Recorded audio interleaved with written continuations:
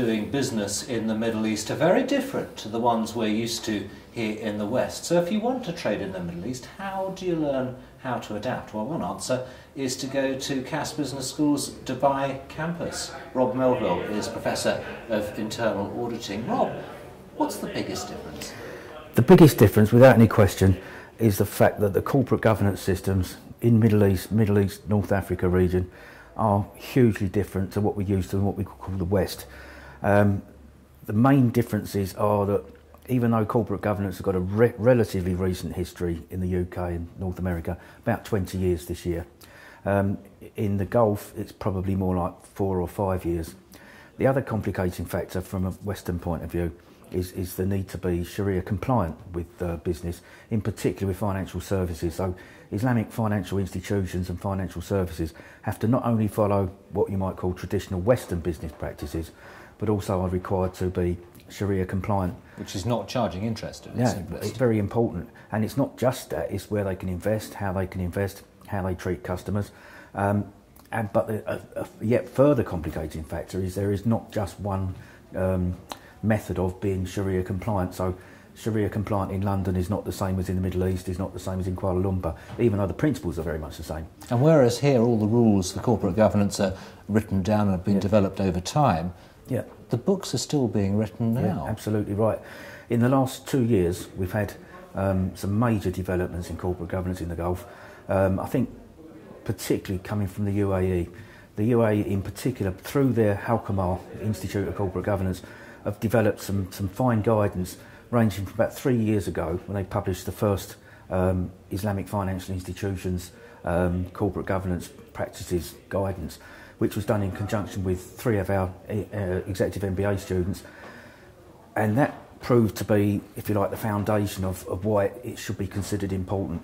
In the 3 years since then, we've had very important publications in conjunction with Halkamar, in conjunction with other institutions, on things like an overall view of how Sharia compliant governance can exist.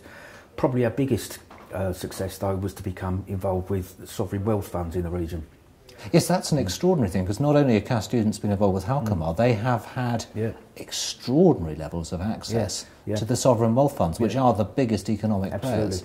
And obviously we have to be very careful about identifying or keeping things anonymous, but the students, 2 students, both resident out there, were given access to interview senior people, to look at practices, to discuss the practices.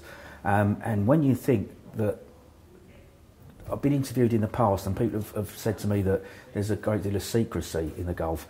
I don't see it as secrecy. I think it's being careful and prudent about giving away weakness.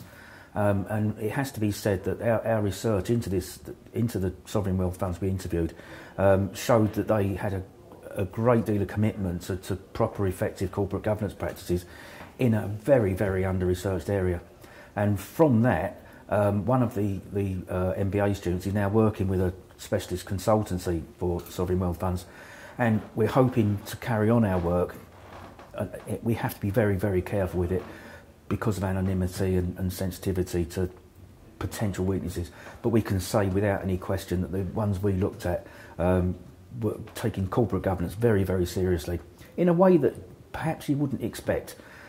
Because one of the things that I find when I'm in the Middle East, in particular, is the way that very senior people, very powerful people, are still committed to the socially responsible actions that their enterprises have. The commitment to doing things properly, where there's no real gain apart from we're doing it properly. I think that is one of the big differences between what we see in London and what we see maybe in the Gulf. And the way I describe it is that if you're in the East looking west, you haven't got as much to learn as if we're sitting in the West looking at the East. We have a lot more to learn from the East in terms of corporate governance, in terms of ethics, in terms of social responsibility than maybe the other way round. Rob, this is fascinating. You'll come back and keep us posted in the coming weeks and months. Glad to. Thank you. Thank you very much.